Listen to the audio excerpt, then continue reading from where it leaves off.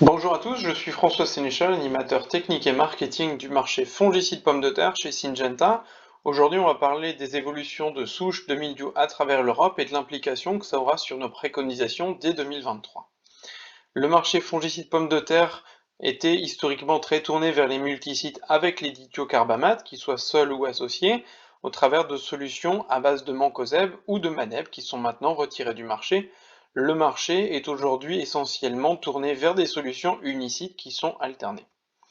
Dans ces unicides, dans ces modes d'action qu'on retrouve, on avait à l'époque beaucoup de mancozeb, on le revoit ici, le pourcentage d'utilisation de chacune des familles chimiques, des modes d'action tout au long du cycle de la pomme de terre.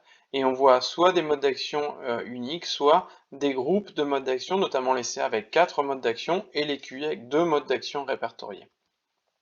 Si on regarde l'évolution des populations de mildiou à travers l'Europe, on a différents brassages de souches liés à la pression sélection variétale, la pression fongicide, mais aussi les évolutions climatologiques. Si on reprend un peu l'historique, on avait à l'époque les souches 13A2 qui avaient pour partie d'entre elles des problèmes de résistance au méphénoxam. On a eu aussi les 33A2 qui ont été sortis du paysage européen liés à l'application de stratégies anti-résistance liées au fluazinam. Mais malgré tout, quelques années plus tard, les 37A2, autres souches avec des problèmes de dérive d'efficacité du fluazinam, arrivent en Europe et pour le coup se développent de façon minoritaire liée à des stratégies anti-résistance déjà mises en place. Les évolutions de population de mildiou évoluent selon les années, on le voit bien entre ces deux cartes 2021 par rapport à 2022, on voit que selon les années, les souches évoluent régulièrement toutes les années. Le problème, c'est quoi? Le problème, c'est qu'aujourd'hui, on voit une population qui se développe de 43 à 1 à travers l'Europe. Alors ces souches, aujourd'hui, dans l'ensemble du monitoring en 2022, ne font toujours pas partie du paysage français, mais ces souches sont issues du Danemark à l'origine, elles y sont depuis 2018, et en 2021 et 2022, elles commencent à se développer sur la partie Benelux. Ces souches, aujourd'hui, ont développé des problèmes de résistance à la famille des CA qu'on a évoqué tout à l'heure, et liées à des applications plutôt hors cadre des préconisations bonnes pratiques. C'est-à-dire qu'au Danemark, on avait des applications répétées successives en bloc de CA, de Revus, 6 applications en bloc successifs et avec modulation de dose. Aux Pays-Bas, globalement, même topo, avec un nombre d'applications un peu plus modéré malgré tout, mais qui était quand même important sur tout le début du cycle. Et le problème aussi, c'est que dans ces pays-là, ces programmes-là étaient omniprésents chez la majorité des producteurs. Ce qui devait arriver arriva. Dès 2021, on identifie quelques échantillons avec des efficacités, des performances contre les CA un peu moindres, et notamment ces 43.1. La bonne nouvelle, c'est que les 43.1 étaient déjà présents. Il y a seulement une partie de ces 43.1 qui montre une dérive d'efficacité par rapport à la famille des CA. Si on regarde en 2022, on renforce le monitoring dans ces régions-là, notamment, et on voit qu'effectivement, il y a eu une propagation, parce que les pratiques n'ont pas évolué entre 2021 et 2022. Donc au Danemark, en Norvège, aux Pays-Bas et en Suède, on retrouve une partie de la population avec des problèmes de résistance. Par contre, en Belgique, Allemagne, Hongrie, et Pologne, Portugal, par exemple, on retrouve une sensibilité totale au mandipropamide et à la famille des CA. En France, par contre, année faible en 2022, on n'a pas été capable d'envoyer des échantillons viables au laboratoire pour analyse, mais pour autant, l'a bien vu dans le monitoring précédent, on n'a pas de 43.1 présent en France actuellement. Donc on le voit ici, aucune souche 43.1, elles sont effectivement présentes en Belgique. Par contre, en Belgique, les 43.1 qui sont identifiées sont toutes sensibles au CAA. Donc le FRAC, le groupe de gestion des fongicides au niveau européen, a fait évoluer les préconisations pour les fongicides à base de CA pour le mildiou de la pomme de terre. On reste sur des applications préventives de préférence, maximum 50% de CA sur le total du programme, le nombre d'applications totales.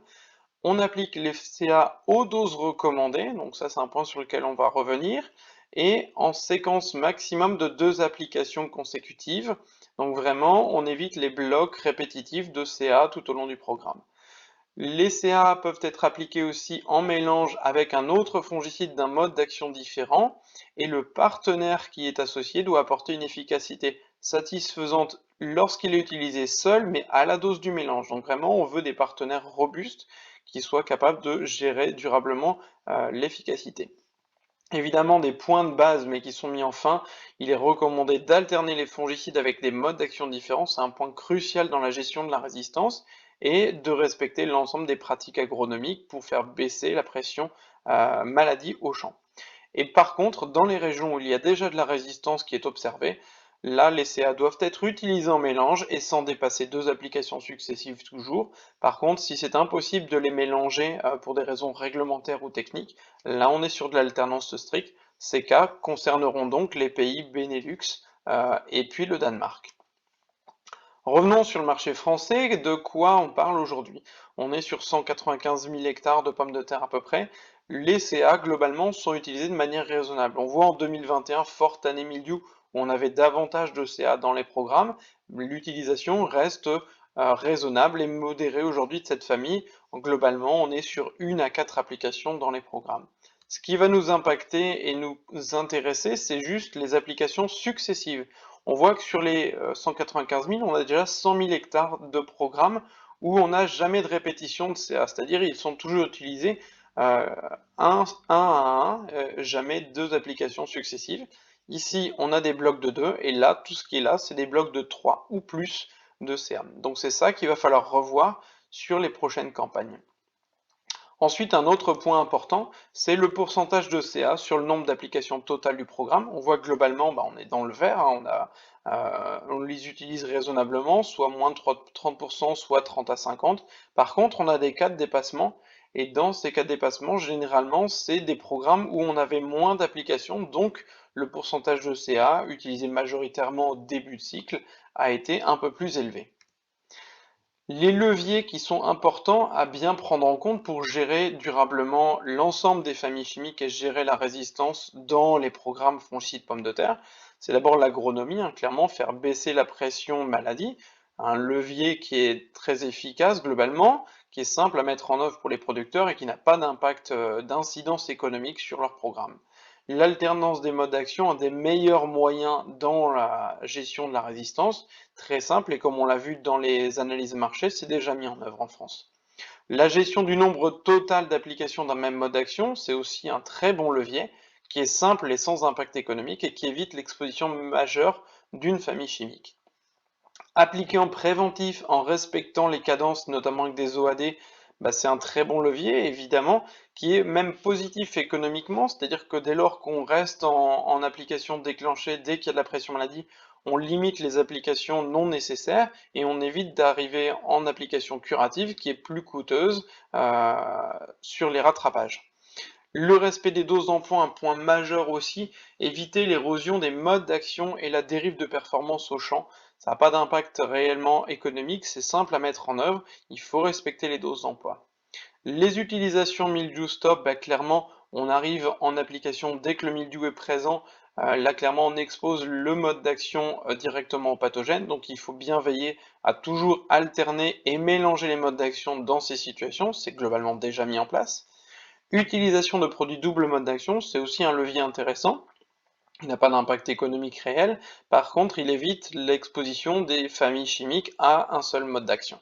Et enfin, ce qu'on peut reconstituer là, c'est le mélange de modes d'action, clairement qui est plus complexe parce qu'il faut savoir choisir les bons partenaires et les bonnes doses, et puis il faut faire changer les pratiques parce que clairement on est plutôt sur l'utilisation de produits prêts à l'emploi plutôt que sur des mélanges aujourd'hui dans la pratique.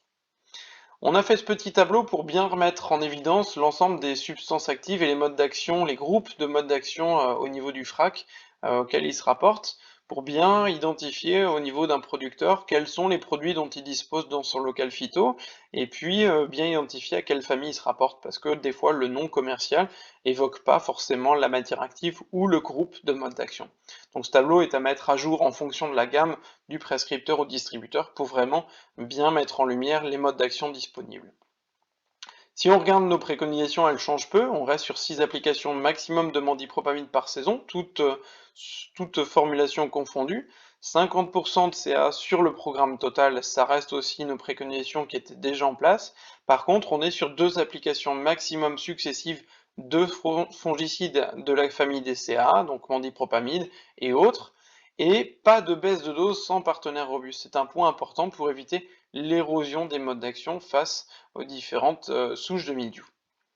Donc, en synthèse, pour 2023, qu'est-ce qu'on change? Pas grand-chose pour nous. Globalement, dans les pays voisins, déjà, ils vont bien mettre en place des stratégies anti-résistance strictes pour éviter la propagation et réduire les populations de mildiou résistantes qui commencent à s'y développer. Et nous, en France, on va continuer le monitoring avec les cartes FTA qui permettent de détecter de quel génotype, de quelle souche de mildiou on parle dans nos pays, et puis les prélèvements monitoring qui permettront de tester la sensibilité des molécules à ces souches. On va continuer de passer les messages sur l'alternance de tous les modes d'action disponibles, et ce tout au long du programme pour éviter l'érosion de quelques modes d'action qui soient. On a besoin de tous les modes d'action aujourd'hui pour protéger durablement la culture de la pomme de terre contre le mildiou.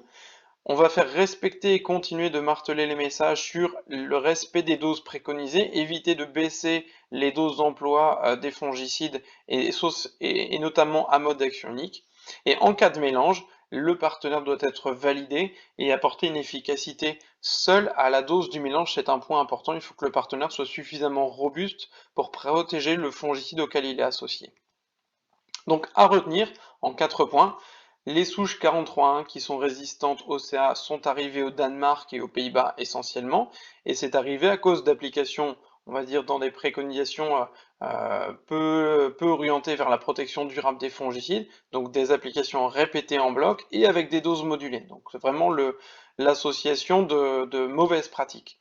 Les souches 43.1 en Europe ne sont pas toutes résistantes au CA, la majorité d'entre elles est encore sensible au CA, et ces souches ne sont pas présentes en France. Qu'elles soient résistantes ou non, on n'a pas de 43.1 actuellement en France, alors qu'elles sont depuis 2 saisons à nos frontières, à la Belgique. Donc pourquoi elles ne sont pas rentrées? Un des facteurs d'explication et qui est important, on a une diversité de programmes qui est assez importante en France, on alterne déjà très bien les modes d'action, par contre il faut vraiment redoubler de vigilance sur le respect des doses d'emploi pour éviter que des fongicides aient de la dérive d'efficacité et que des nouvelles souches viennent apparaître en France et s'y développer. Clairement, on veut rester dans une situation sereine sur du long terme. Je vous remercie pour votre attention. Si vous avez des questions, n'hésitez pas à vous retourner vers les collègues Syngenta pour vous éclairer sur ces préconisations. Merci à tous.